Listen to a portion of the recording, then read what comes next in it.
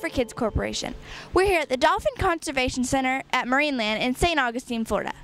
With me is Taryn McGinnis, Director of Education. What are some of the programs available to the public here at the Conservation Center? Well, we have people who come here who've never met a dolphin before and might be a little bit intimidated by the big animals or by all the water. So we do have programs for folks who just want to get right up to the side of the habitat and maybe touch a dolphin for the first time, have the chance to see what they feel like, have a chance to feed a dolphin, have their first close-up encounter. So we do have those opportunities for people who aren't quite ready to get all the way in the water. And then for those folks who are a little bit more adventurous, we have in-water programs where people can actually set foot in the water but keep their feet on solid ground. So those are shallow water encounters. And then for the really adventurous folks, we have deep water swim programs where they can go all the way out and meet a dolphin in its territory. What do some of the dolphins get out of these programs? Well, I think there's sort of two ways to answer that question. For our dolphins who live here at Marineland, who do the dolphin encounters with the guests, it's a great opportunity for both mental and physical stimulation. These dolphins, for the most part, were all born here and have been around people their whole lives, so it's just a part of their sort of natural daily routine. But I think the bigger and sort of more exciting answer to that question is really what it can do for the wild dolphins, what they get out of this. I think for a lot of our guests who come here, some of them don't have that much of a connection to the ocean and the animals who live in it. For a lot of people, it's a sort of a big, scary, mysterious environment out there, and for a lot of people who live in landlocked areas, they've never even seen the ocean. And so when you've never seen a habitat and you've never seen the animals who live in it, it's hard to really have a true feeling of conservation toward those animals when you just haven't been brought up around them. And so I think for a lot of people, this first opportunity to have an emotional connection with this incredible experience with these 13 animals who live at Marineland brings them closer to all the marine life that lives out there in the ocean and closer to the ocean itself and more likely to engage in conservation-related behavior. What are some of the different jobs people have here, and what kind of training is needed for those jobs? We actually hire a lot of different people, and they do a lot of different jobs here. Of course, we have dolphin trainers and animal care experts, and they take care of the dolphins and the fish that live here. For our animal care experts, we really do require a college degree, although really there's no degree that teaches you how to be a dolphin trainer. That really you learn on the job.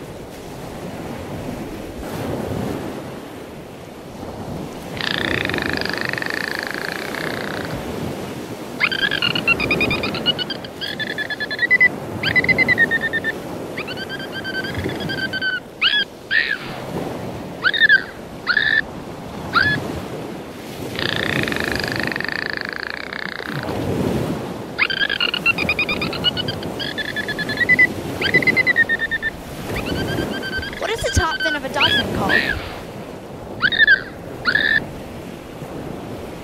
That fin is called the dorsal fin, and it actually helps the dolphin with balance, and there's no bones at all in the dorsal fin.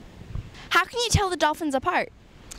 Well, you have to be here for a while to be able to tell them apart, but once you really start paying attention, you'll notice that there are variations in color, there's variations in body size and shape, there's certainly variations in their behavior and their personalities, and then also, of course, different parts of their body will get different nicks and scars on them just over the course of life, and those are a great way to tell dolphins apart. And in fact, when scientists who are studying wild dolphins are trying to tell individual wild animals apart, it's frequently only the dorsal fin that they're able to see, and so they really are counting on variations in the dorsal fin specifically to help them identify different dolphins. So it's usually nicks in that dorsal fin, which they get, again, because they don't have bone in it, and that's how scientists are able to tell them apart. Dolphins make a lot of vocalizations and funny noises. Are they actually talking? Oh, I wish we knew if they were talking and if they are, what they're saying. You know, it's one of those questions we would love to ask them.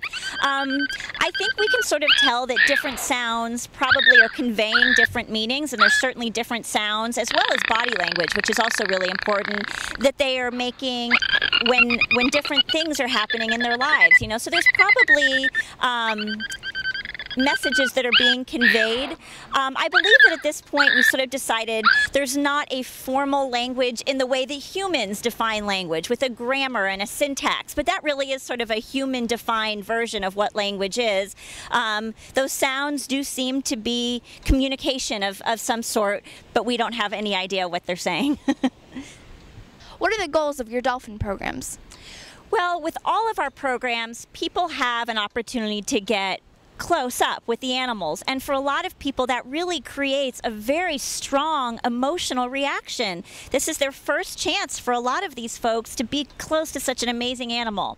What we want to do is take that emotion that they're feeling right there at that moment and sort of harness it into wild marine mammal ocean habitat conservation. That whatever people are feeling at that point toward that individual animal that they're working with, if we can get them to just turn their heads and look at the ocean that's right here and care and understand a little bit more than maybe they did when they first came to Marineland, we would absolutely have met our goal. That's what we want to do. These 13 dolphins that are here are helping so much to create a really huge change in people's attitude and understanding toward wild animals and the ocean that they live in.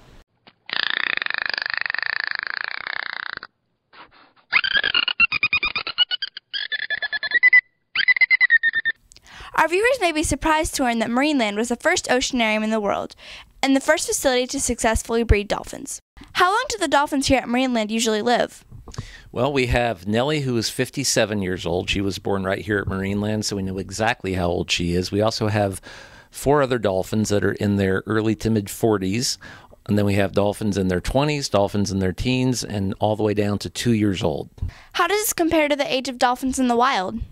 Well, the best studied populations of wild dolphins, the average life expectancy is about 25 years of age. Of course, out in the wild, they have to put up with a lot of things that our dolphins don't have to, such as staying away from predators like sharks. They also have to travel miles a day to find their own food. Here at Marineland, our dolphins get room service brought right to the side of the pools. What does voluntary hydration mean? Because we have so many geriatric dolphins here, we do keep a close eye on things like kidney values and liver values and things like this. The dolphins do not go around drinking the seawater that they're swimming in. They need fresh water just like we do. So to make sure that they're getting plenty of fresh water, especially for the geriatric animals getting up there in their 40s and 50s, we train them to let us put a stomach tube down their mouth into their first stomach, and we just pour water straight down into the stomach, making sure they're getting plenty of water to keep everything flushed through and moving. And again, it's a very easy behavior to train. Most of our dolphins are trained to accept that also.